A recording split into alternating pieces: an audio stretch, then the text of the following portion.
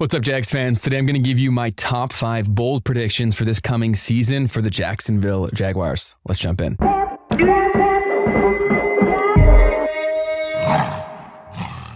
So as we know, as Jags fans, we're used to getting let down, but last year was extra depressing because they teased us so much. At one point, they were first in the conference. They were 8-3, and to add insult to injury for myself personally, I had a futures bet for them to hit the over on wins, and they only needed 10. And at one point, they were 8-3, and they couldn't get those last 2 for me, so I lost a ton of money. So I'm extra salty, but it's this time of year again where we, as Jags fans, get delusionally optimistic and start making some crazy statements that end up being crazy when you look back at them, and predictions. And so that's exactly what we're doing here today. I'm going to give you my 5 bold predictions for this coming season, specifically for the Jaguars. And we're going to go in order from which ones I'm most confident in to ones I'm least confident in. So that way I'm putting my stake in the ground, whatever, that you can look back on this later and see how off or on I was based on my confidence level. So the first one that I am incredibly confident in, although it's somewhat bold, is that Cisco will be a Pro Bowler. I say this for a bunch of reasons. I think Cisco is one of the most underrated athletes, players, and especially for the safety position where there's not as much star power as there is in a lot of other positions. So I do think there's a big opportunity for emergence for Cisco to become more of a household name. One of the biggest reasons for that is the acquiring of Ryan Nielsen as our defensive coordinator. If you watch what he was able to perform and do in Atlanta with a far less talented defense, and more specifically what he did for Jesse Bates, who is their Pro Bowl safety, they made him look amazing. And I would argue with anyone that Cisco is a superior athlete and more instinctual than Bates is. And so some people will disagree with that completely. Some people might call me crazy for that. But I think Cisco is our guy. I wish we paid him this offseason, but we didn't. And I think we will come to regret that when he makes the Pro Bowl this year and becomes very, very expensive. But look for that. I think him and Josh Hines-Allen maybe our only 2 Pro Bowlers on defense, but I think Cisco goes to the Pro Bowl this year. That is bold prediction number 1. The second bold prediction is something I still feel very confident in, and that is that we go the over on wins this year. So Vegas has the Jags line for wins at 8.5. So if we get 9 wins, we go over, and I'm betting for us to hit that. I feel quite confident in that, but that goes to show you how confident I am in Cisco to make the Pro Bowl. But I do think we go over on wins. I think 8.5 is low enough for it's pretty safe for you to bet on that if you are a betting person. I already have, so let's see if they break my heart for the 100th time and my finances, but I'm going to go over on wins. I think our team is too good to not win 9 games. I think our division isn't as good as everyone thinks it is. I even think that the Texans will have a little bit of a hangover from their amazing storybook season last year. I see them a lot like the Jags were last year. When everyone was tooting our horn, everyone was saying how great we were, everyone was saying that we are the second coming of all things great. That's kind of the feel and the vibe I get from Houston right now. I do think there's going to be a big fall off. I think there's a lot more tape on CJ. I think he's a phenomenal quarterback, but I do think some of the magic is going to be gone with all the time to scheme for them, their players, etc. I like the skill acquisition of Stephon Diggs, one of the best receivers in the game, but that's a lot of mouths to feed and a lot of egos, right? And so if the other guys can fall in line, that's fine, but Nico just got paid, Nico Collins, and there's a lot of other dogs that want the ball. So I like where the Jags are at from a division standpoint. I think we win the division, which I just teased my next bold prediction, but I definitely think we go over on wins. So now let's jump into the next prediction. Jags win the division. I see them winning the AFC South. I think it's going to be a tight contested battle. It's going to come down to the last few games of the year, but we're going to be playing meaningful football at the end of the season, and those games will really matter. And luckily, if I remember correctly, the end of our season is not too tough. The beginning of our season is far more difficult. So let me see this here. Jaguars schedule. All right. So yeah, our last 4 games are Titans, Jets, Raiders, Titans again, and Colts. Those are all winnable games. The Jets may be a tough one depending on how things go with Rodgers, but all of those games we should be in. And I see it coming down to that for who wins the division, who gets to host a guaranteed playoff game, and all of that good stuff. But I see that happening for the Jags. I think it's awesome. You can bet on that as well. And the lines are pretty good right now because Vegas does not like the Jags like I do. And they did last year. And look what happened. So Vegas gets it wrong sometimes. So the third prediction is the Jags win the division this year. The fourth bold prediction, we're going down in confidence here, is that Trevor Lawrence will be in the MVP conversation. So I don't think he'll win the MVP. I think that he'd have to do crazy things for a Jaguars player to win the MVP. But I think he will be in the conversation. So he'll be, at the end of the year, he'll be one of the few names that are mentioned. That's always how it goes. Up until the last few weeks, there's usually 3 or 4 names that are tossed around. I think he will be in that conversation. A lot of people forget this, is that we lost Ridley, and so people think that we made a huge regression for our offensive skill point of view. But if you look at the year we had a great year 2 years ago, it's the same offense from skill set, like a skill player's point of view, and more. We now have Gabe Davis, and we also have Brian Thomas Jr. If you look at the receiving corps beside that, it's almost identical, right? Like even swap Duvernay for Agnew, like it's very, very similar in structure with a few additional pieces. So the optics were that we really had a drop off in talent because we lost Ridley, but I am happy with where things are at. I I am so happy we didn't pay Ridley that kind of money for what we got from him. Like, it was heartbreaking. He was like a really fancy car that breaks down all the time. Not from injuries, just self-implosion. He would drop the ball, he'd run the wrong route. Yes, he could go really fast when things went well, but oftentimes they didn't. And so to pay that guy 20 plus million, no, thank you. I was incredibly happy that that didn't end up happening for how much he got paid. And I like our offense better. I also think Trevor's going to be completely healthy this year because our offensive line is better and he's had a lot more time to heal. People, especially the larger media, they really don't give enough consideration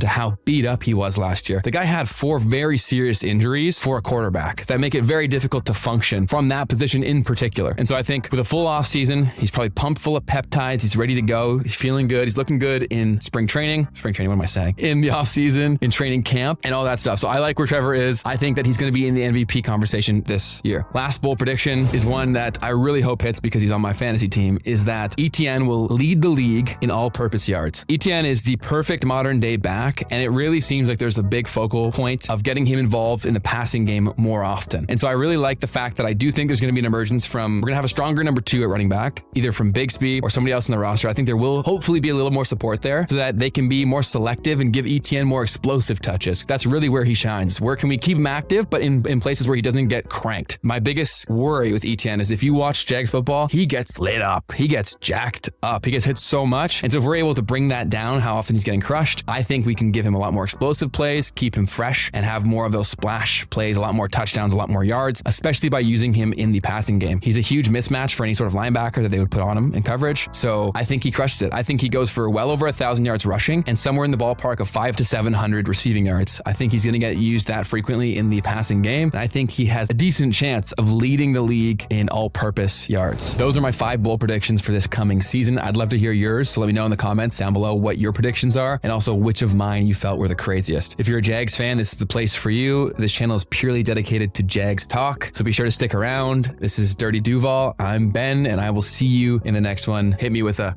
Duval. Yeah, I'll see you in the next one. Hope you did that too. All right, peace.